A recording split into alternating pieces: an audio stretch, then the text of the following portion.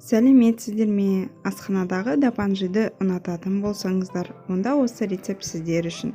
Дәмі тіл үйірер қамырмен дапанжи.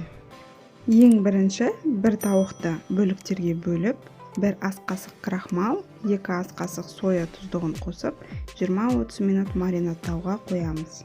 Бізге пияз, сәбіз, 5-6 картоп, кішігірім сельдерей, бұрыш керек, чеснок, тұз, паприка және бадиян аламыз. Дапанжидың дәмін келтіретін осы бадиян болып табылады.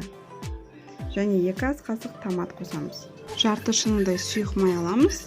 Уайымдамаңыз, көптеп кейін оны құйып аламыз қайтадан. Сұйық майымызда 1 қасық қантты ерітіп, үстіне тауықтың бөлшектерін қойып шығамыз. Керек заттарды осылай турап алдым.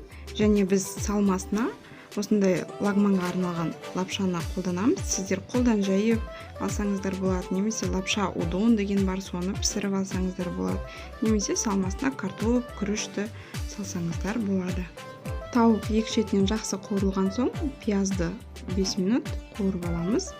Одан кейін сәбізді салып, тағы да 5 минут қуырып аламыз. Осылайынан артық майды құйып аламыз.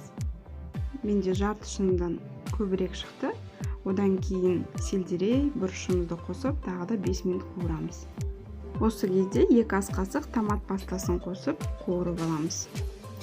Одан кейін жақсы қуырылған соң, картопымызды, ащы бұрышымызды, чесногымызды қосып, жаңағы бадиян дәмдеушіміз бар, тұзымыз бар, паприкамыз бар, бәрін араластырып, 5 минут қуырып аламыз. 2,5 кесе қайнаған су құйып, астын көтеріп, бұрқылдатып қайнатып алған соң дәмін көреміз, тұзын көреміз. Одан кейін жарты сағат астын басып қойып, газдың бұқтырамыз. Орамдағы қамырдың жартысын 5-7 минут пісіріп алдым. Дәмі тіл үйірер асханадағындай иісі мүңкіген қамыр мен дапанжи дайын болды. Астарыңыз дәмді болсын. Мені қолдап, лайк басып, коммент қалдырып, тіркеліп қойыңыздар.